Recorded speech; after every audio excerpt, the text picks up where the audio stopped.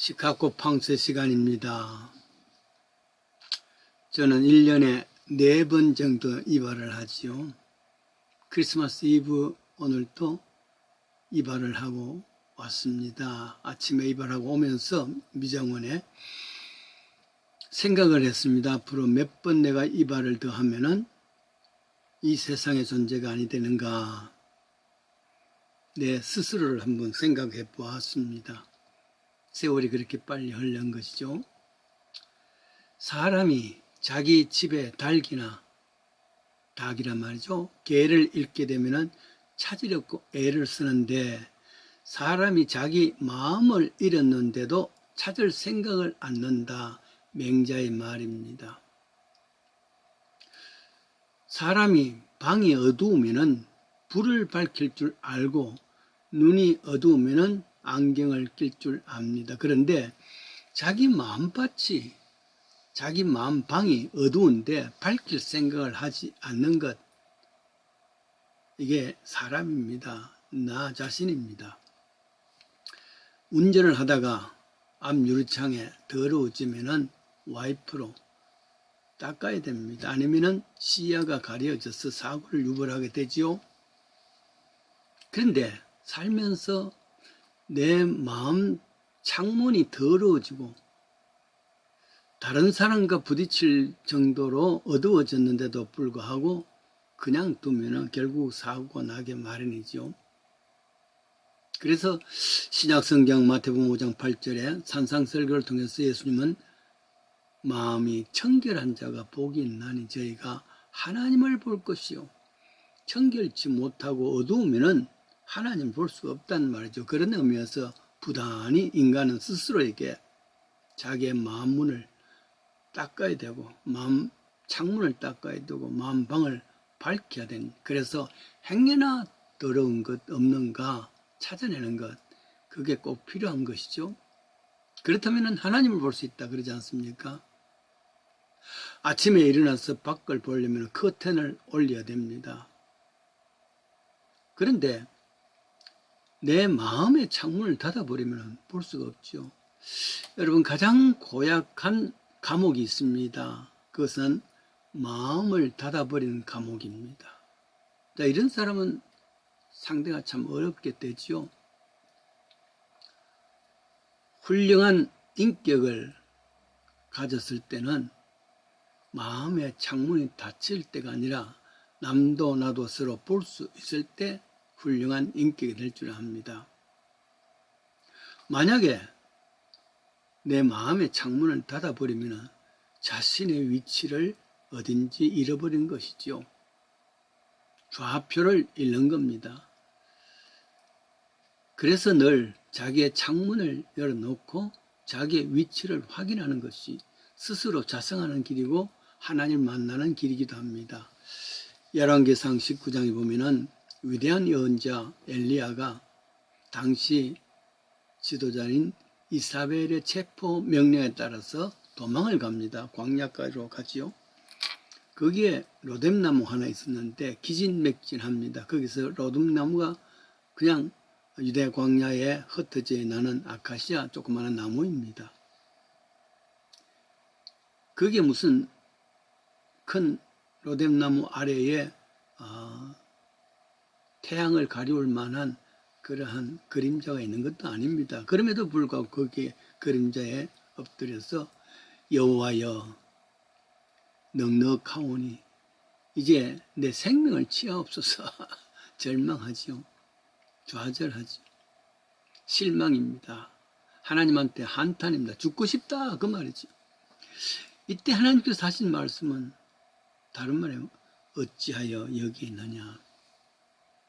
Where you are doing here? 여기서 무엇 하느냐? 네가 어디에 있느냐? 질문. 그때는 그것은 좌표입니다. 너 좌표가 어디냐? 네가 서야 할 장소가 어디에 있느냐? 이런 질문이죠. 그래서요, 살면서 때때로 내가 지금 서 있는 장소가 어딘지 좌표를 찾아야 되는 겁니다. 네가 어디에 있느냐 스스로 질문하는 것이죠. 존재 질문입니다. 끊임없이 스스로에게 묻는 것은 일찍이 저 에덴 동산에서 범죄한 아담이 숨어 있었습니다. 하나님께서 아담아 네가 어디 있느냐? 애덤, what are you doing? Where are you? 이렇게 질문하는 겁니다. 하나님이 그가 어디 있는지 몰라서 묻겠습니까? 하나님께서 이렇게 말씀하신 것은 아담아 네가 어디 있느냐 하는 것은 너 좌표를 스스로 좀 찾아보아라 그런 말이기도 합니다. 너 선 자리가 어딨냐? 존재의 질문입니다. 마치 죄를 지어서 감옥에 갇혀있는 아들을 면회 갔습니다.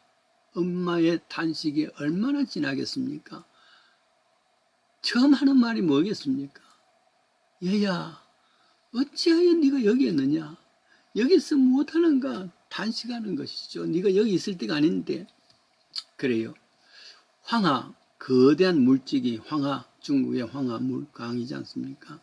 그 거대한 물질기 속에서도 가만히 내 얼굴을 보면 볼 수 없을 수도 있습니다. 왜냐하면 황하가 아주 더러워졌기 때문입니다. 그러나 대신 조그마한 작은 물방울, 아침 이슬 같은 물방울 있죠. 그 물방울에서도 내 얼굴을 볼 수 있습니다. 왜냐하면 내가 어두우면 내 마음의 문을 닫는다. 나를 볼 수가 없습니다. 그래서 고린도전서 신약성경 10장 16절에 그런 일들은 우리의 거울이 되어서 우리는 저와 같이 되지 말자. 다른 것을 보면서 내 마음문의 창문을 열어서 다른 것을 보면서 아 나는 이렇게 안 해야 되겠다. 그런 마음다짐을 가지자. 그런 말입니다. 그 후에 광야에 있던 로드면 나무에서 있던 이 엘리야가 나와서 아람왕을 세우고 또 그의 할 일 제자를 세우고 이런 것을 하게 됩니다. 네가 어디에 있느냐? 꾸중하신 하나님의 음성을 듣고서 내가 있을 자리가 여기가 아닌가? 내가 할 일이 있는데 그 할 일, 그 사명을 다 하는 것이 되어졌습니다. 특별히 왕하 2장에 보면은 엘리야는 엘리사를 후계자로 삼고 함께 길갈에서 베델에서 여리고에서 요단강을 쭉 한 바퀴 도는 그런 과정들이 있습니다. 그 후계자를 세우기 위한 훈련이죠. 요즘 유행가 가사에 네가 왜 거기서 나와 엉뚱한 데서 밝히는 것인데 넋두리입니다. 엘리야는 왜 거기서 나왔을까? 엘리야는 왜 길갈, 요단강, 베델 이런 데를 다녔을까? 그것은 그곳에 옛날 하나님의 역사가 있었던 곳입니다. 하나님은 죽은 자의 하나님이 아니라 산 자의 하나님인 것을 훈련시키기 위한 것이죠. 그래서 길갈은 요단강을 건너서 첫 번 동리로 모든 것이 굴러갔다는 뜻으로 12돌을 세운 곳이죠.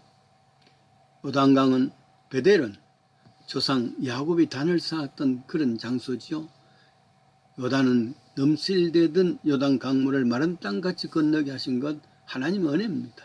여리고는 가나안 땅 첫 성에서 하나님의 기적적인 역사로 무너뜨린 장소 아니겠습니까? 이런 것을 통해서 하나님의 은혜와 능력을 확인하는 그러한 것을 통해서 후계자를 세우는 일입니다. 네가 왜 거기서 나와? 그 훈련입니다. 인생은 실탈의 매듭이다. 그런 말이 있습니다. 어릴 적에 우리 어머니는 바느질을 많이 하셨습니다. 당시에 제일 좋다는 싱거 재봉틀도 갖고 계십니다. 발로서 이렇게 밟으면서. 그러면은 언제든지 집안 식구들의 것만이 아니라 외부에서 일감을 가져오셔서 때때로 밤을 새우면서 재봉틀을 돌리는 것을 기억하고 있습니다. 재봉틀은 두 가지 꼭 필요한 실이 있습니다. 그는 북실이라는 것과 그다음 실패 실 그겁니다. 두 나가 서로 합해서 이제 재봉이 되지요.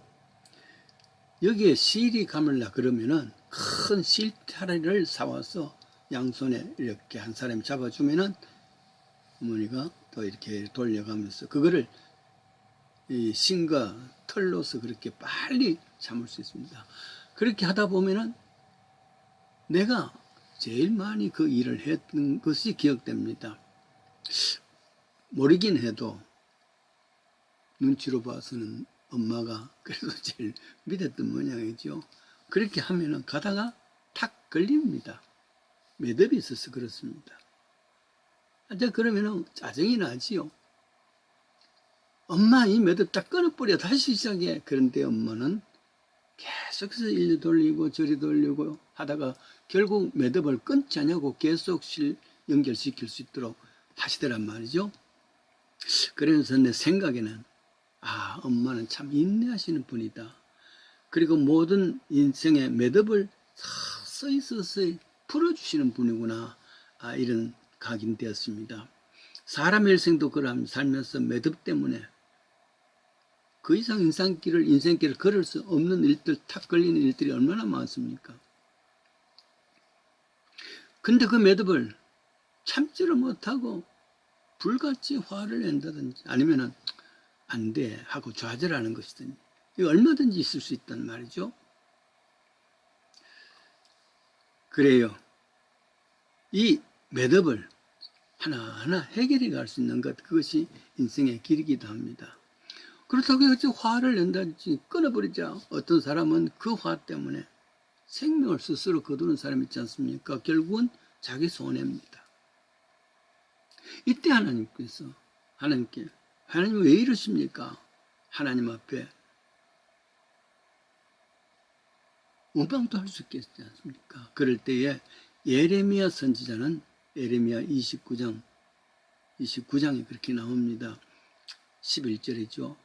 여호와가 말하노라 너희를 향한 나의 생각은 내가 안 하니 재앙이 아니라 편안이요 너의 장래에 소망을 주시려는 것이다. 매듭이 있다는 것은 너에게 그 매듭을 통해서 야단치려는 것이 아니란 말이죠. 재앙이 아니라 근데 그것을 잘 풀게 되면은 도리어 그것이 큰 축복이라 그런 말입니다.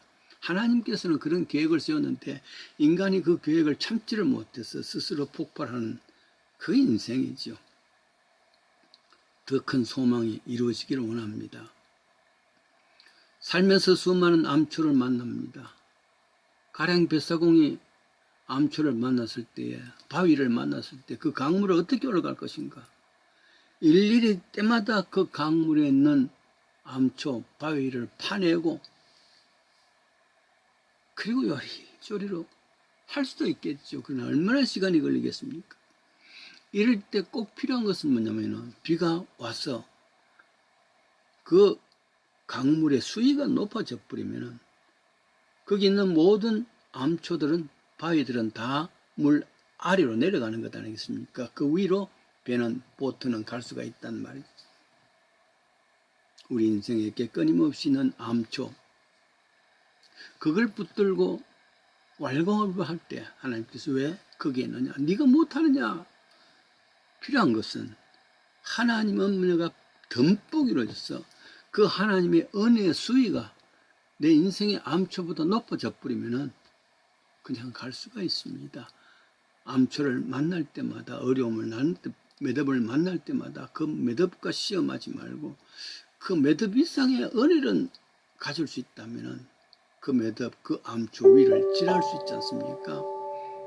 이런 은혜의 수위를 높이는 저희들 되십시다.